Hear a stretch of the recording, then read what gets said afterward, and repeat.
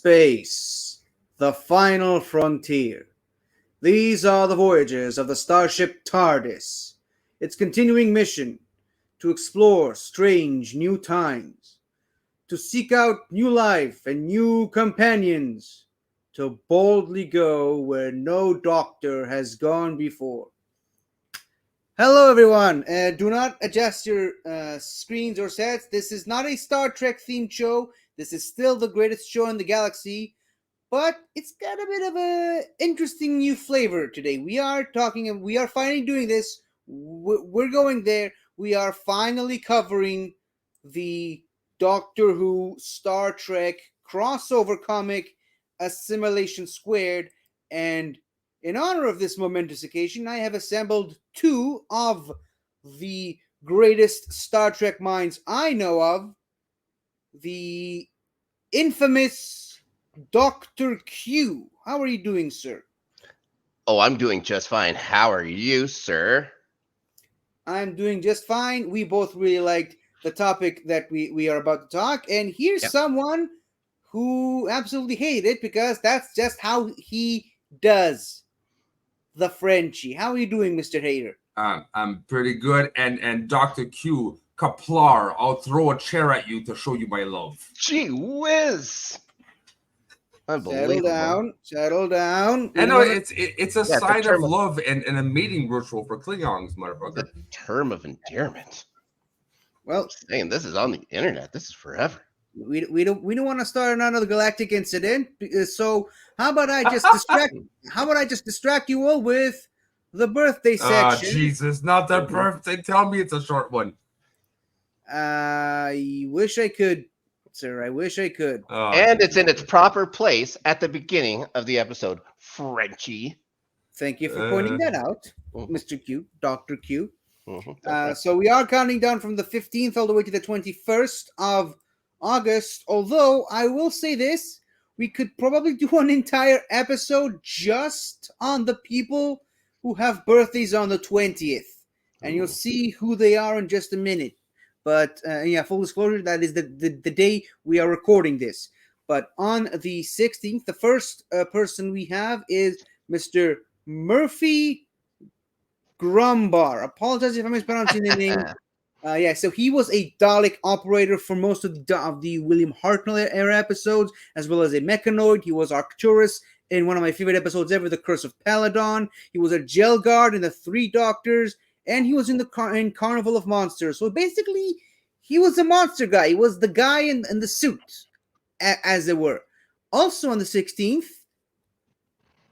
Rachel Talalay, a directress extraordinaire of many of the modern era of Doctor Who episodes, particularly from the Peter Capaldi era, and she is coming back, I believe, for the 60th anniversary special, so there's something very special about that. On the 17th of August, Helen McRory, who of course played the lady Rosanna in The Vampires of Venice, but can either of the two of you tell me which other notable role she's famous for that all three of us know?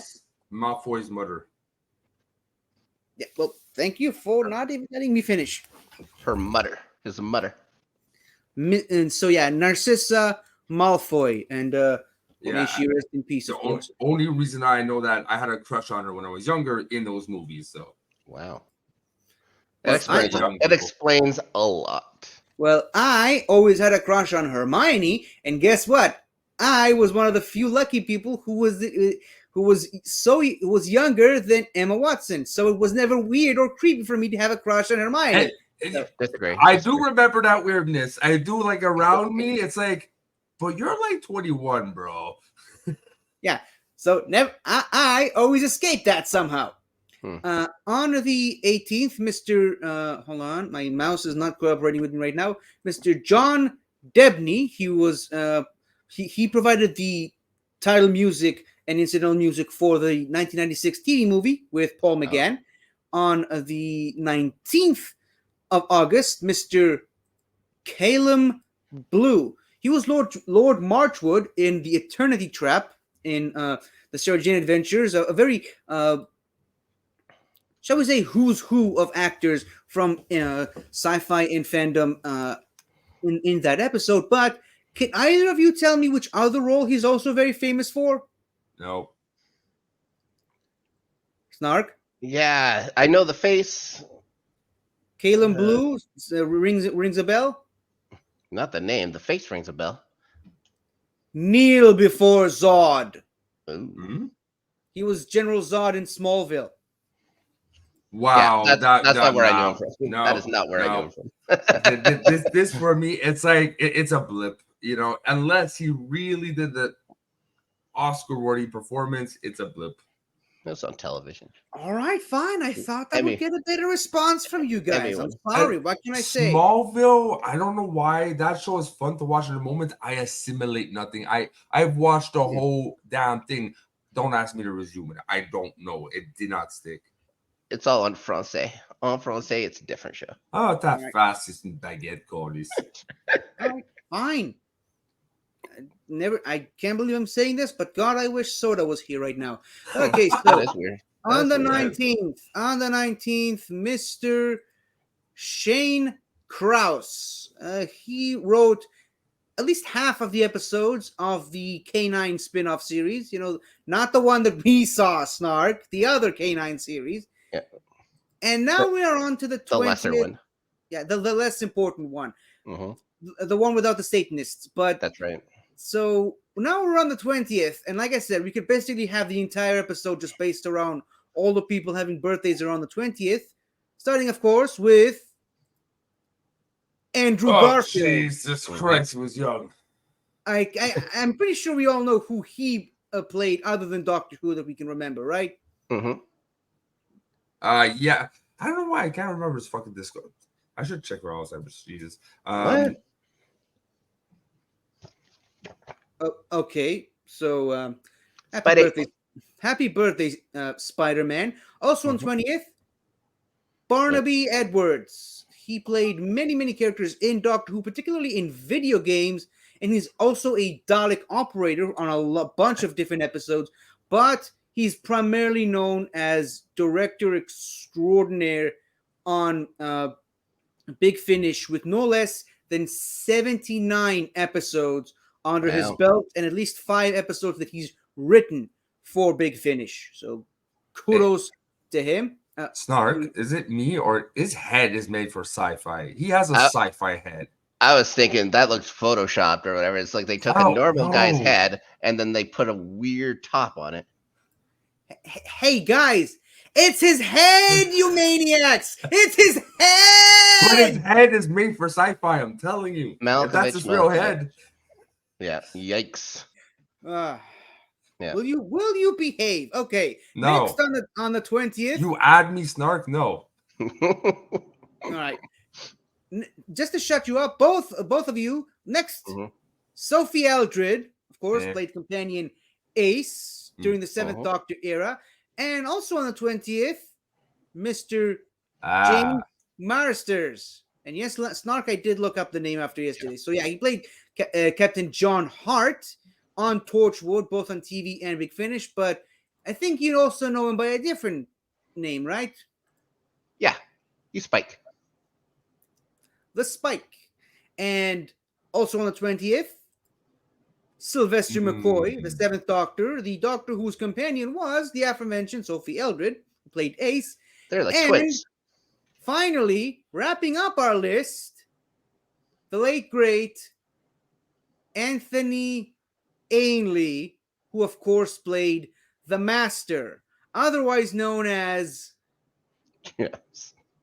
A new body at last. The worst. The worst. I knew you were going to love that. So, for the wonderful, lovely list of people we had today, thank you all. We quite literally would do this. We quite literally could not do this without you. Sorry, I tripped on my words there. So, to wrap up our month of just talking about Cybermen, we talked about classic Cybermen, we talked about modern Cybermen. Now it's time to talk about Cybermen from the expanded lore of Doctor Who media. Now, originally, what I was planning to do, I wanted to theme this around the Big Finish Cybermen series, but I have no intention of ever listening to that one ever again, Ooh. or make anyone else listen to it. Oh Jesus! I thought we'd just have some fun and talk about the Doctor Who Star Trek crossover, which also features the Cybermen teaming up with the Borg. Now, I did send this comic to these two wonderful gentlemen, wonderfully misbehaved gentlemen on the screen. And hold on, let me just do this. And Yeah. All three of us have read it. This was my second time reading this comic. So before we jump into actual story threads, what did you both think of it? Sorry, I go liked it. start. Okay. I liked it. Yeah, it's as it reads in the characters' voices for sure. I don't think there was anything that was too out of place for it. Uh, there's a couple of story things I think is quite odd, and I expected some things to happen which just didn't. Yeah. But they may have been part of stories that have already happened. Maybe that's why they shied away from it. But we'll talk about that, I guess, when we get into the actual comic. It looks Now, good. French, I thought the art was good. now, French, you hated this. Why? Not hated it. The first four, I was like, oh Jesus, there's a reason why I never read this shit. The art for me, I don't like that like impressionistic, 2010s from the IDW type of art. It doesn't settle. Like I was happy when I saw the old Star Trek, meaning the old Captain Kirk and the old Doctor, right? For me, that art was working. It was clear. It popped more. This seemed like a bad visual effects that was just starting, and I don't know. I really didn't like the art. It grew on me for the characters, a bit of the storyline, and I think they made some modifications going like issues from issues that made it better towards the end. But and storyline, it was interesting. There's times I was just scratching my head. I kind of lost flow of the story because for me certain things made no sense, and it didn't ruin it, but it was enjoyable, but with less imagination than what I would have hoped.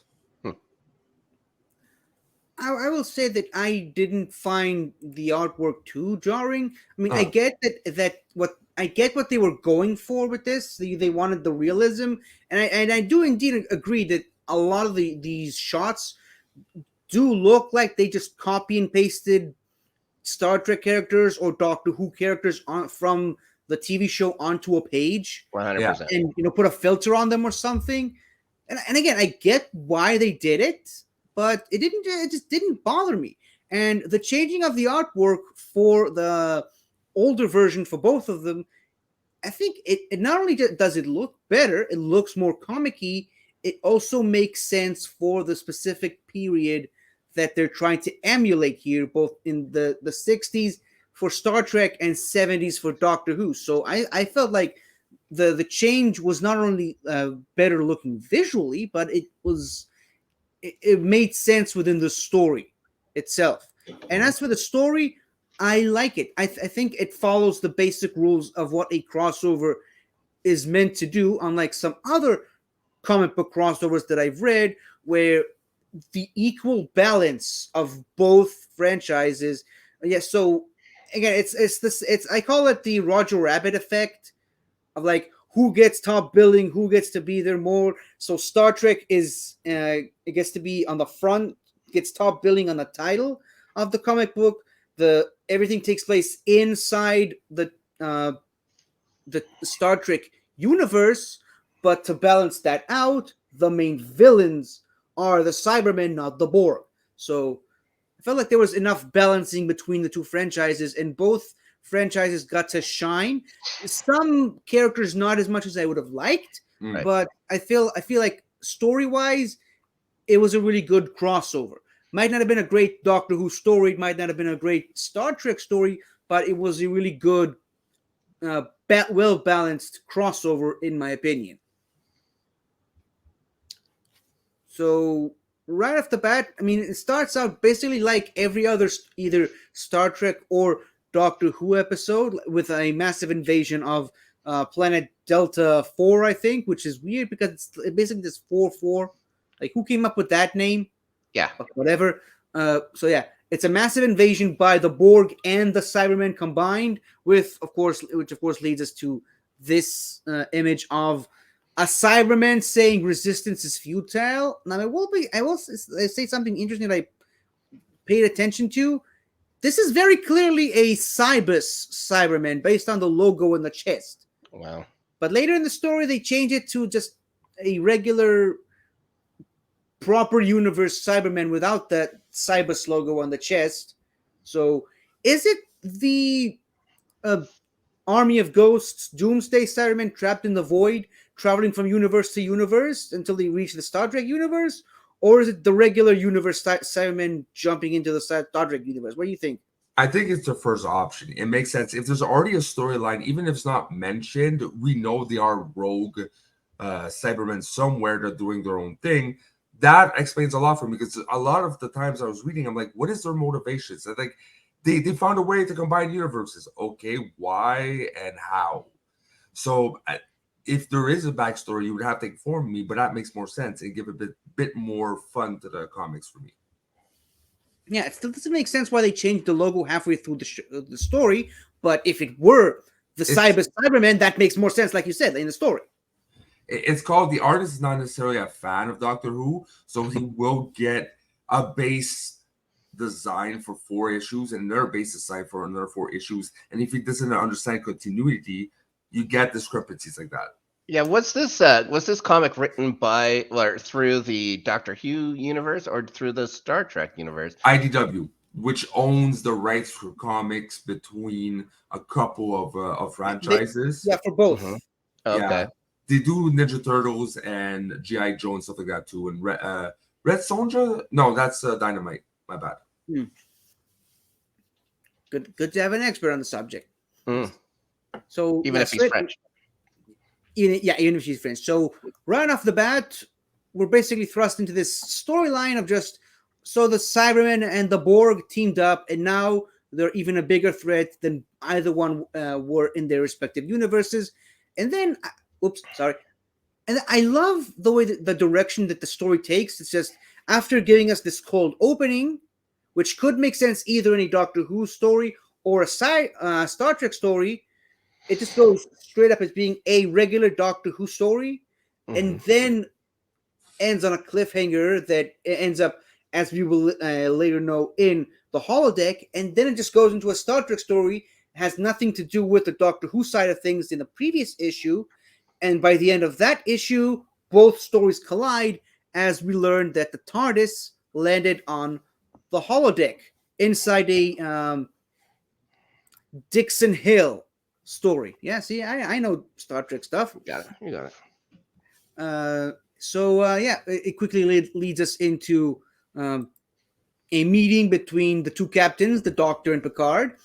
And one thing I do appreciate this is that it doesn't follow the annoying crossover cliche of the heroes have to fight each other before they can trust each other.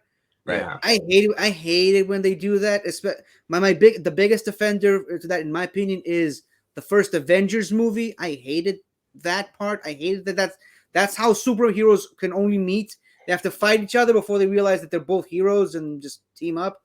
I don't like that, but at least they skip right over that with the understanding between Picard and the Doctor, which of course leads us to this. Now, what you were going to say, Frenchie?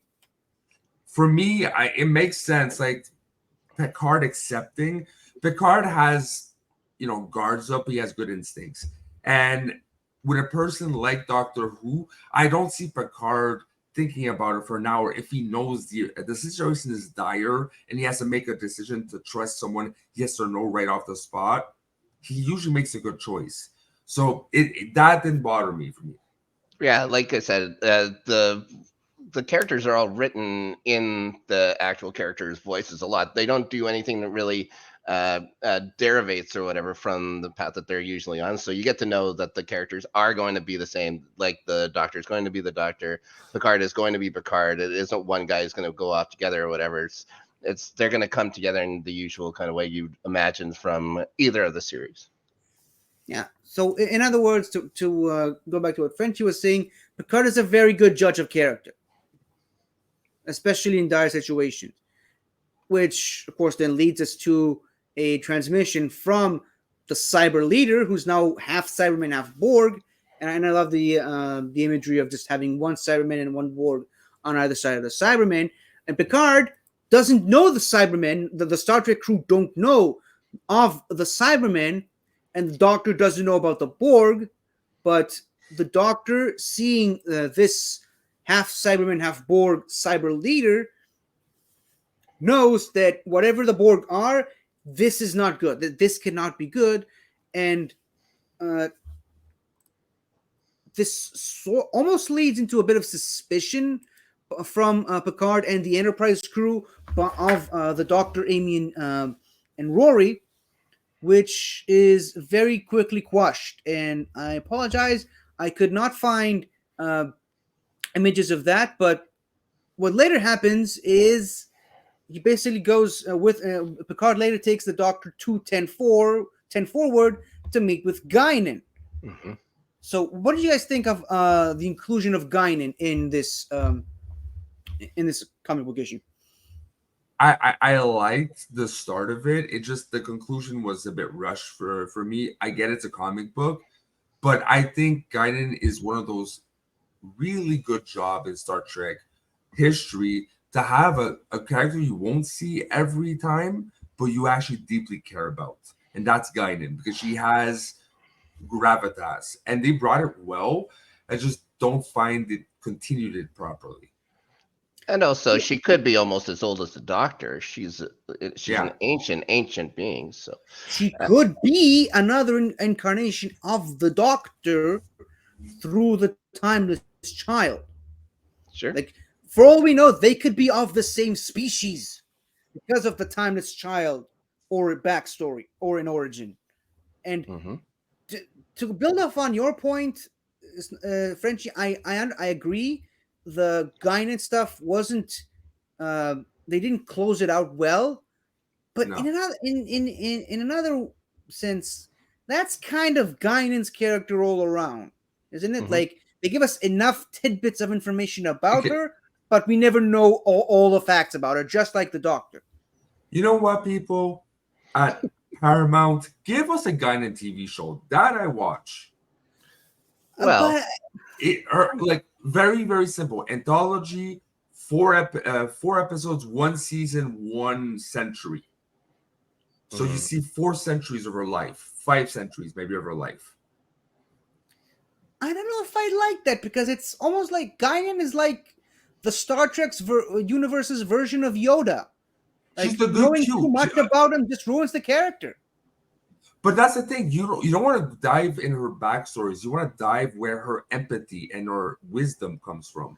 So you put her in classic type of Star Trek episodes of, being the mediator, understanding things that are deeper, the war situations with the guns selling on both sides, all that. You put her in these kind of situations, in things that won't add too much allure, just add some enjoyment, because Whoopi Goldberg is getting old. But that Well- character should not disappear, but they have to make it right. they've already recast it. They used another actress in Picard season 3. Guinan I plays. saw Really? that. Mhm. Yeah. Okay, well, Oh. that is that note. And she owns a bar, surprisingly, in San Francisco. Unsurprisingly. So what you're saying is you don't want to know more about Guinan's backstory. You just want to see the character being the character. Yeah, and just adding good tidbits that you can add eventually to make it work, but nothing that's going to change and rewrite history. But just give some Guinan stuff, and not like full 20-something episodes, and not long, like very Miniseries. condensed stories. Yeah, but just flashes of that. Star Trek is getting good. Star Wars is going down a bit. I'm not saying they're gonna meet up, but for me, Star Trek, especially with the latest series in the old So OG, good. So good. it makes me hope. So they're going in the right direction. They have to reshape a bit. But look at me, I'm going off of freaking Star Trek. We're supposed to talk about comics. I'm sorry. That's why you're here. Yeah. They could always use a comic. Like they can, if you want, they could just do comic series, do a limited run Guinan comic series, and Oh, set they it have, in I'm the yeah, sure. yeah. But I Or want a freaking you know Just show. make it what? canon. You know what? Not to be that guy, but I mean, there are Star Trek episodes on Big Finish. Ooh. Like Big Finish, not as much as Doctor Who, obviously, but they do Star Trek stuff on Big Finish. If you can't get Whoopi Goldberg on screen, audio is just as good of a thing Sure. for Guinan. I mean, Um, that's what they're doing with the Fugitive Doctor right now. So 50. I might actually listen to it for Big Finish if there's a small start at the beginning. cool. I haven't listened to any of Star Trek stuff on Big Finish, but it's an interesting avenue for me to explore personally. I got it. I got I know you have. I did it for you, MF. it. Unbelievable. All right, so with Guinan giving Picard the go ahead to trust the Doctor that he knows the Cybermen of old, we also get a bit of a refresher for how the Doctor is more familiar with the Cybermen stories on this universe, the Star Trek universe, remembering things that he shouldn't by way of a flashback to when his fourth incarnation encountered the Cybermen alongside Captain Kirk and the crew of the original Star Trek Enterprise NCC 1701. Did I get it right? Yep. Dash. What is it? Dash what? C. Yeah, dash. I mean, whatever. But yeah, so it's a flashback. It's the classic 60s Star Trek, completely brand new art style. And I think out of all the characters in this comic crossover, they nailed Tom Baker's Doctor the most. Mm. I don't think they quite got the voice of Captain Kirk or Bones, but other than that, I think this comic was really good. But the problem with it is it's incredibly brief, and it didn't really set up as much for the later part of the story. Like the Doctor just helps them for a bit, and then hightails it back to his TARDIS before giving us the readers enough clues of what these classic era Cybermen were doing on this planet, which of course set up. We later find out was a setup to invading this universe. So, Cybermen sending an advanced guard into an alternate universe to set up things. Something that the Big Finish Cybermen have also done with the Land of Fiction at one point or another with the Sixth Doctor. But it's basically business as usual for the Cybermen, and sending an advanced guard and then bringing in the full invasion force. So we already briefly talked about it, but what did you guys think of this side of the comic book issue? My favorite part was that it was era correct Cybermen with the air filter on the front, the old car air filter on the front, the zip up suits and stuff Actually, like that. actually, Snark, it wasn't. It's Oh my if God. you actually really look properly, it's the Second Doctor's invasion era Cybermen and not the Fourth Doctor's Revenge of the Cybermen with the horrible looking tube things replacing the handlebars. How Right, but it's dare going you, against Doctor Q, to not know this? it was How I'm dare just saying you, this little detail. The Star Trek, that Star Trek or whatever was from 67 to 69, right? So it looks like it Nice. was specific for that Star Trek, not really Yeah, for that Doctor. it makes this part of the issue makes so much sense. So if we are going back 100 years, it would make sense for these Cybermen to be it. It would make sense for it to be that Enterprise crew. It does make sense for it to be that Doctor, Mhm. because I think that out of all the Doctors, the Fourth Doctor is the one that vibes best with that 60s era Cybermen, the Star Trek, more so than the actual 60s era Doctors. Right. And I also loved that they went back to the old reliable trick of having those era Cybermen be weak to gold, and I love that they're using the gold part from the tricorder. That's not the tricorder. That's the communicator, right? Right. For, Yeah. Yeah, the thing that when they open it and then it goes, "Pa, pa, pa, pa, pa, pa, pa." yeah, pretty close. Yeah, and it's using the era accurate sonic screwdriver to Wow, unscrew the thing and just basically kill the Cybermen with gold. it's an actual screwdriver. Yeah. Okay, so now back to the present. We find ourselves in the midst of a sort of civil war between the Cybermen and the Borg.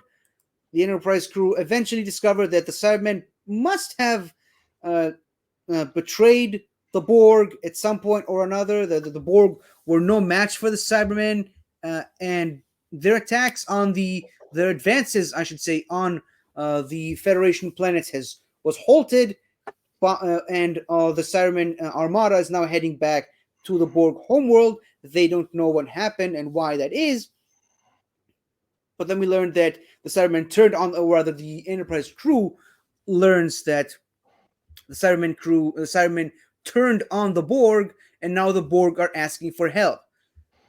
Now, what do you guys have to say about that? You see, for me, this is the issue that I was reading it. And I saw that cover. I was reading it. I was like, I just want to have one comic, no Doctor, no Captain Picard. Show me the whole conflict, A to Z. That's it. Mhm. That would have been a perfect issue. It didn't went Yeah, that way.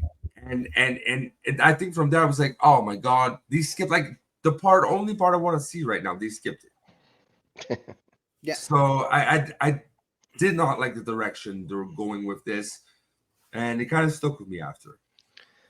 Uh, yeah, you think that the Borg would be able to put up more of a fight, seeing yeah. how, yeah, like obviously they were all hive-minded together, so the Cybermen, sure, they would be able to know the Borg's weaknesses, but they would also have to know that they would have to get weapons that have to keep continually changing or whatever like that because they adapt so quickly to weaponry.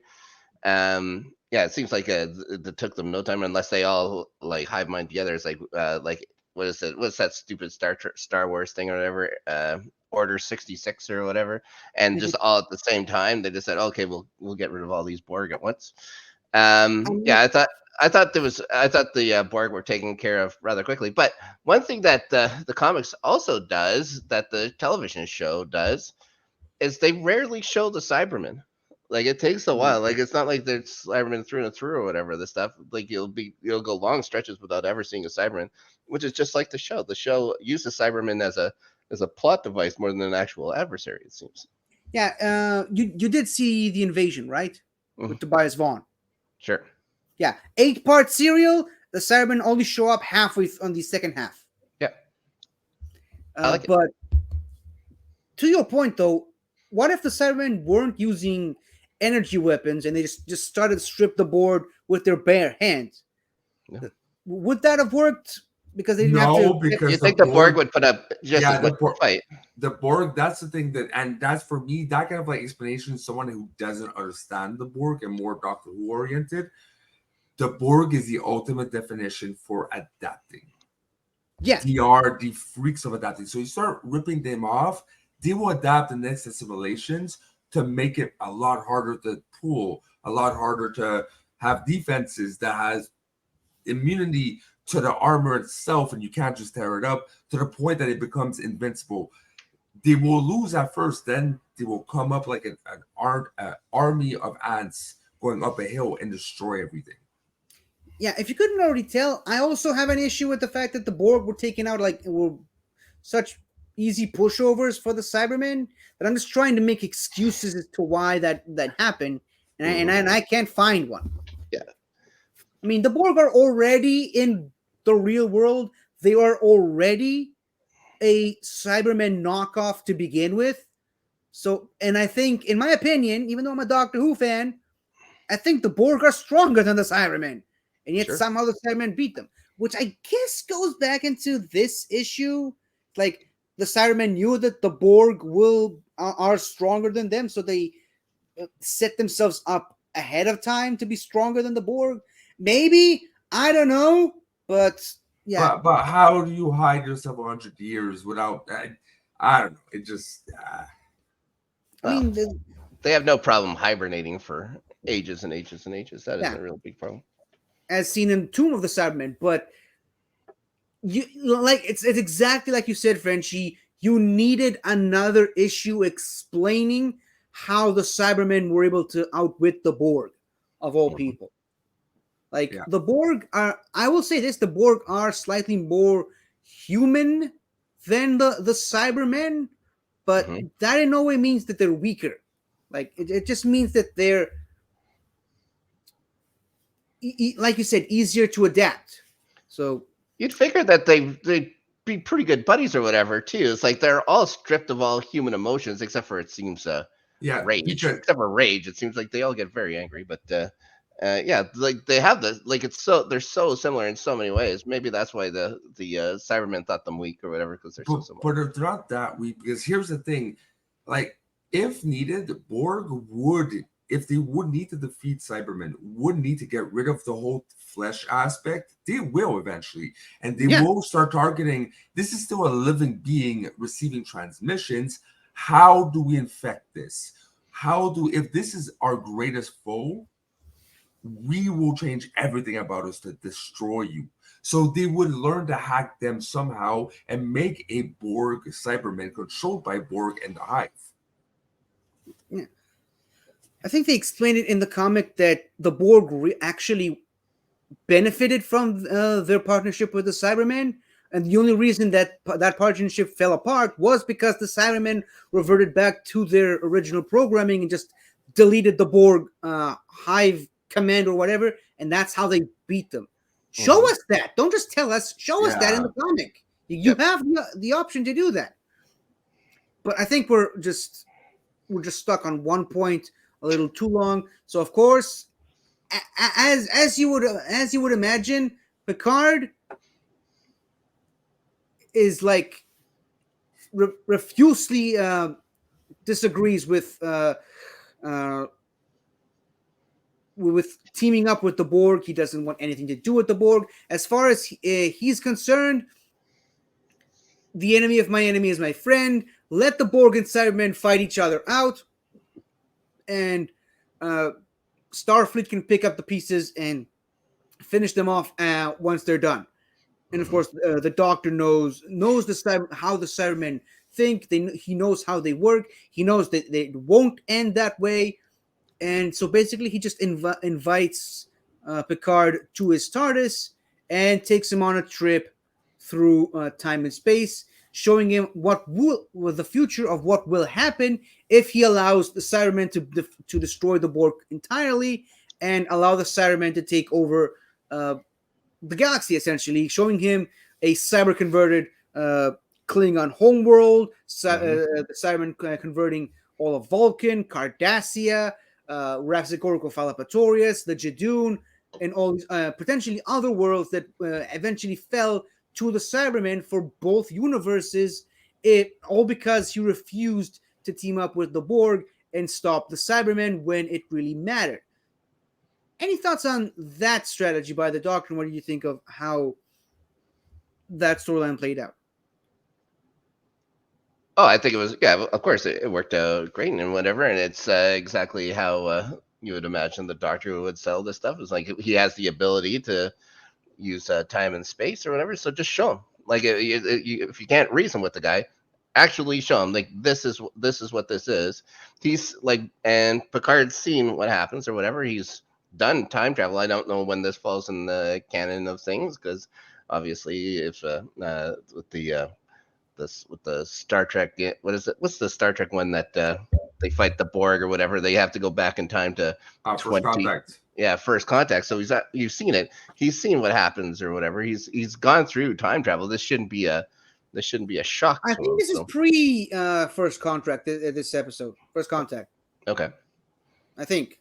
yeah, but he just shows him. He shows him or whatever. Maybe that's why he takes to first contact so well. It's like when he says when they're going through the void or whatever, he sees what the Earth would look like if the Borg took over or whatever, if they killed what's his nuts or whatever before he launches into space and with the warp. So yeah, so that's yeah, to show the guy. There you go. This is what's gonna happen. So he, Thank Thank you you, both, Snark. French. mhm, Thank you, Snark. I needed that. you're welcome. Oh, Jesus. Yeah. But yeah, it's kind of, if it's that, it's kind of funny, and because I always had a gripe of like Captain Picard going back in time and not freaking out he's going back in time, and now it makes sense. Like, hey, maybe if he had Doctor Who's help of comprehension that this is possible, no wonder he's not surprised. Mm-hmm. Yeah, because in First Contact, he sees the Borg going back in time and changing the past, killing off Zephyr and Cochrane, and showing them how the Earth looks like if he never made first contact with the Vulcans and the Borg were able to take over Earth. Captain Picard takes one look at that and he's like, okay, let's travel back in time. Yeah. So yeah, I guess that's why it was so easier for him to grasp. That's right. Because he doesn't even hesitate, doesn't even think. It's like, yeah, it's been done before. Let's do it. Mm-hmm. Well, the first Enterprise used to do it every couple episodes. Yeah, pretty much. At this point. Yeah. In a variety of ways. Now, Yeah. I think that this brief trip just highlights just how single-minded and unstoppable the Cybermen can be when left unchecked. Like, they will, if they will not be stopped, they will convert every world. And it's something that goes back into what Capaldi said in his final episode of like the Cybermen have no clear and cut homeworld. They start up anywhere there's people. Mm-hmm. And one knock that I will say from this issue is it's basically Amy Pond that convinces Picard to go back. No sense. What? That made no sense to me. I gotta go soon, but that made no sense. Jesus. All right. So do you want to go and just do you want to have final thoughts? Do you want to say on the rest of the comic before me and Snark can talk about the rest of it? No, not really. It just for me that's another part that when like I started reading, I was like, yeah, but why would like for me I didn't get the whole why he got convinced, you know. It just didn't work for me because of the character, and I didn't like the way they wrote the character, to be honest. Of Amy Pond? Yeah. I think they did it because that's how the companion, that's what the companion does to the Doctor. That's why it's so essential for the Doctor to have a companion, and they basically applied the same logic to Picard when he's in his weakened state of having PTSD and remembering Locutus of Borg and the Battle of Wolf 359. Mm-hmm. Okay, that makes sense. Well, that was easy. You're just like Amy. You're just like Amy Pond 50. Yeah, I am the Doctor and the companion in this scenario. But one thing I'd say is a knock on this episode is that it gives Amy Pond something to do, but other than that, Amy, Rory, Dr. Crusher, and Troy were kind of a no-show all throughout this issue. Particularly Rory and Crusher. Like, I loved Rory being excited about all the medical equipment in the med bay because of course she's a nurse, and I feel like Rory and Dr. Crusher could have been really good friends if the comic book was longer, but they really didn't have nothing to do. Even in the Doctor Who comic in issue 1, he didn't even have to go. That's really the only nitpick on that show. So, Frenchie, thank you for coming. You have to go. Would you like to do your plugs now? Or yes, sir. Yep. Thank you very much for watching me. Well, tolerating me and Snark and loving 50 like usual. That being said, you can find me on No Pause Network. We are hitting a stride right now. We're close to around 5,600 subscribers. We're on the road to go to 10,000. Press that sub, press that like, and we've been reacting a lot to Ren, if you know who that is, and a lot of Love Bites and Bandmade. So if you like that kind of stuff, go on ahead and check our reaction. All right, boys, till next time. Au revoir, Monsieur Poupou de Pantalon. Oh, liche ma poutine, Dr. Q. Lèvez-vous. Je pense qu'il y a un problème de vous, hein?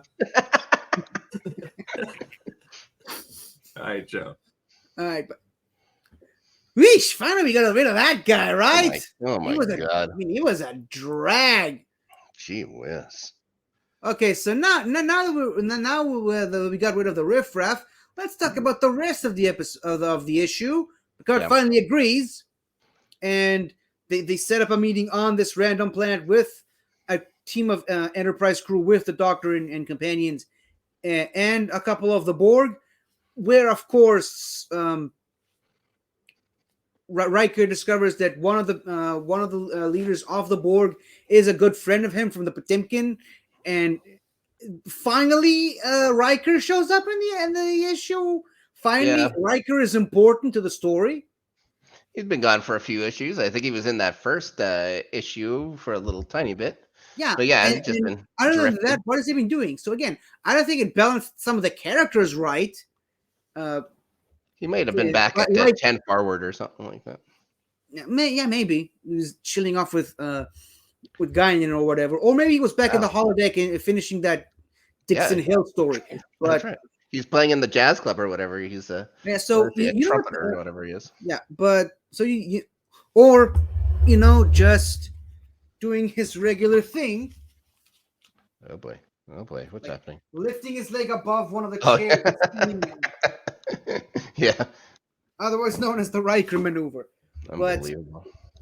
so, and by the way, that's another thing I like about the issue's art style is that when when the Doctor meets Picard, what does Picard do? What the first thing Picard does? Do you remember from from issue 2 or Trying 3? to remember. Does he offer him any tea? No. I can't remember. Gets up off his chair and does this. I love that they put it in the issue. hmm But so you know what that scene reminded me of, that moment from the comic that the Borg send the guy that Riker is familiar with because they felt like sending him someone he's already familiar with will be easier to negotiate. Right.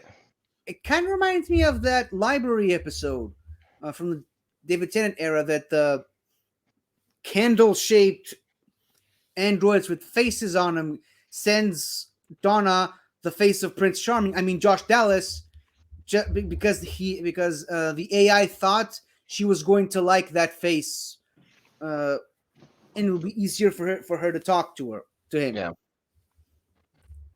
Yeah, that's what that reminded me of. So there's some stakes. Now we know Riker isn't fully on board with this mission, but other than that, anything you'd like to add? No, the stuff I have to add is going to come in a couple of issues from now. Okay. Where I think they really dropped the ball on something. But yeah, we can. Okay. Yeah. So an alliance was struck. The Doctor convinces the Enterprise crew to team up with the Borg, and the Doctor takes Amy and Rory back in time to the Battle of Wolf 359, or as he likes to call it, the Bad Wolf. Bad Wolf. Again. I like that reference. And they basically go on the same Borg cube where Locutus of Borg was on. And I like that even though it basically now messes with Star Trek canon now, that the Doctor, Amy, and Rory were on the Borg cube during that battle, it didn't really affect much of anything because, as seen many, many times in Star Trek, if you don't actually interfere with the Borg themselves, they will not notice you on the ship. So, right. Yep. This is totally within canon. I think it worked well, actually. Yeah. So Locutus of Borg has no idea that this Time Lord was on this Borg space vessel. Right. And Although you think that, I guess they didn't even bother scanning him at all. 'Cause I think they would have found him rather interesting or whatever. Yeah. Considering, Yeah, I mean, he's kind of unique. 2 hearts, stupid clothes. You can't miss him. Oh boy. Also, sonic screwdriver, and they're all about technology and stuff like that. I'm sure they would have been fascinated with that. I think they would have loved to assimilate a Time Lord. Oh yeah. Could you imagine a Borg Time Lord? That'd be pretty fun. I mean, that's pretty scary. A Borg with the ability to regenerate, kind of like the Cyber Masters from the Jodie Whittaker era. Hmm. I mean, that's a scary thought. A Borg cube as a TARDIS would be pretty cool. Yeah, imagine a Borg cube just going and just disappearing. Oh yeah, I like it. See, they So could yeah, have done so much more. There's a lot they could have done with this. yeah, I mean the possibilities are kind of endless. Hmm. But I mean, this is was a limited run, so this was always all we got. Yeah. And so yeah, once the Doctor got all the information that he needed, they go back to that planet from issue 2 with the fish people. The Doctor does what the Doctor does best: give a speech and convinces the fish people to help the Enterprise crew give them the resources they needed, in this case being gold, to help stop the Cybermen. And then they go into the wider. I love this image right here of the TARDIS in the middle of the Borg fleet, with all the Cybermen ships and all the Borg ships Yeah, and that's awesome. the Federation ships flying around. And then, of course, we get into the final incursion of a division of the Enterprise crew going into the TARDIS.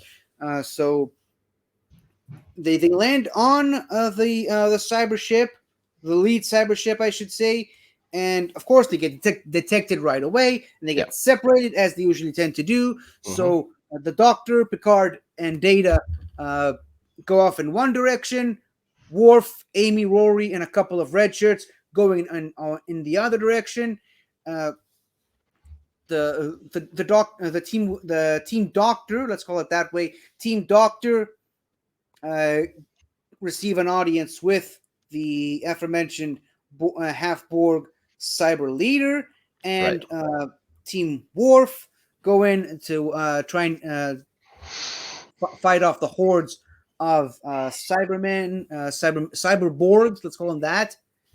And they use, of course, they use the conduit to sabotage the ship and slow everything down.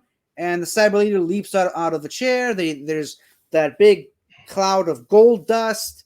Yeah. They stop the Cybermen, and then the red shirts get that because that's what they're here for. You knew as soon as you saw them what was going to happen to them. It's like, oh, those guys. R.I.P. Oh yeah, R.I.P. oh yeah, they brought some disposables. How Yeah. cute. Mm-hmm. So yeah, so the important characters run back to the TARDIS and are saved, and they get back to the Enterprise, and the Doctor, realizing that now the universes are separating, he has to go back into his universe, and they say that hopefully their paths will cross again. So what do you think about that side of the story, which is about 2 issues? I basically just described the story of 2 or 3 issues there. Right.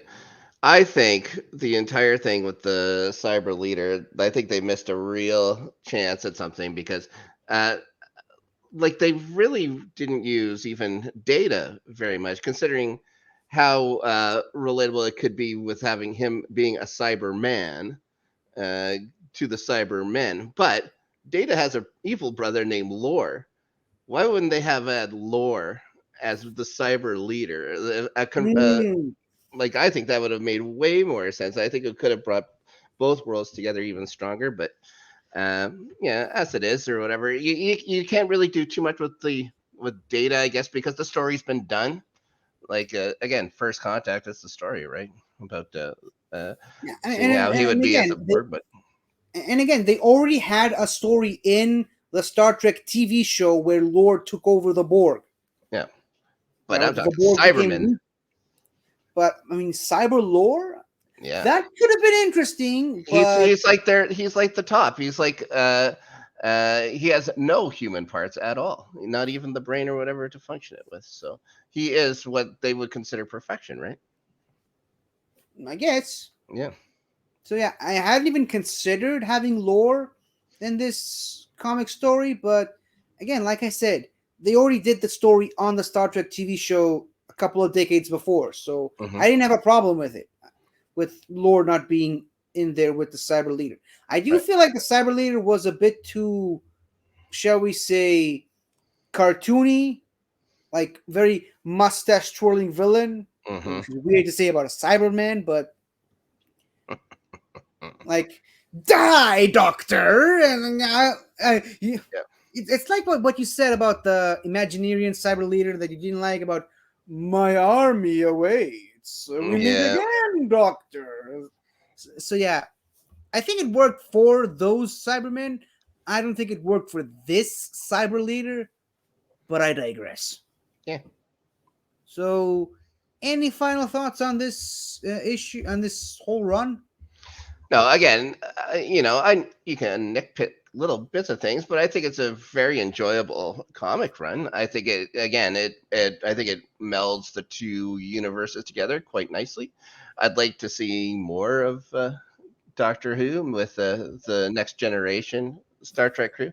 I couldn't imagine any other type or whatever. I think, but yeah, I'm also kind of weirdly like to think that why wasn't the Doctor more fascinated with Data as well? But whatever, you can't ask for it. They had a couple moments of the Yeah, Doctor being fascinated by Data, but not as much. And again, I think this goes back into what actually I said this off camera, so never mind. But I don't feel like they quite captured the Doctor's childlike enthusiasm right. half of the issue run, but I think they did a good enough job capturing that particular Doctor. It's a very difficult Doctor to capture on comic book form.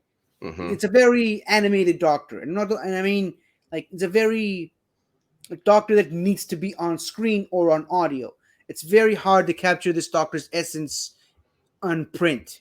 Right. If that makes any sense. Yep, for sure. Now, the Star Trek has done a lot of crossovers with a lot of stuff. Doctor Who, not so much. At least not as much as you would hope. So Right. I wish Doctor Who did more crossovers with other stuff. Obviously, this whole issue, this 12-part issue run, ends with promoting issue one of the at the time the upcoming Doctor Who Prisoners of Time. But that is a story for another time. We might actually cover this on a future episode, so stay tuned for that. In the meantime, this has been us talking about the Doctor Who Star Trek crossover, Assimilation², and yeah, that's it. So, Mr. Snark, plug away, sir. Guys, you can find me over on English Premier League with starting 11. By the time this episode airs, I'll be ranting about a certain favorite club of mine who were dirt garbage tonight. I'll be talking about that. Maybe crying myself to sleep tonight. Maybe crying myself to sleep tomorrow night. I was quite As quite long as upset by there's it. crying oneself to sleep involved, that's all that matters. That's a pretty rude thing to say. This is my life we're talking about. Oh, I'm also talking every week on the regular network. Starting 11, you can be found on the highlights channel for Let's Get Ready Network. On the regular entertainment network, I'm talking Winning Time with my buddy Ferris. We're talking about each episode and basketball in general because it usually just ends up talking about basketball because talking about basketball is fun. Other than that, not much in the way of news coming forth from the entertainment world lately with the strike. Hopefully they get everything wrapped up and we can get back to our business of, critiquing. I don't know what we do. Talking about stuff we watch. That's it. Now, forgive me if it's a weird question, but are you still doing Have You Seen This? It's been on hiatus for a while. Dave just had a baby, and there was another show featuring another guy who used to talk about television quite a bit come on at the exact same time our show was on. So the other guy, quite a bit more followers than we had. So it may very well come back at some point, but it would probably be at a different time and maybe change up the way we do things a little bit too. But yeah, it's on hiatus for a little while. Okie doke. So, as for me, you can find me every Monday on this show, The Greatest Show in the Galaxy, and every Thursday with my good buddy Soda on The Greatest Show in the Galaxy. On Fun with Flags. This was The Greatest Show in the Galaxy. And you can also find me talk even more Doctor Who on my own YouTube channel, 50 Shades of Geek, where I do weekly reviews of every single Doctor Who episode from 1963 all the way to 2022. And you can also check out all of these wonderful channels from the wider Benverse at large, like Something to Talk About, Galaxy Geeks, Multiverse of Geekdom, Movie Lovers Unite, The Midnight Cinema, A-Town Reviews, and of course, In the Front Row and So Diggin' Wrestling, which are not pictured on this old and outdated thumbnail. So thank you all for watching. Let us know what you think about this comic, and let us know which other franchises you want Doctor Who to cross over with. And in the words of Missy herself, don't forget to like and subscribe. Live long and prosper. Sorry. Damn it, I screwed it up. Live long and prosper. It's easy. I haven't practiced enough with this hand. Goodbye.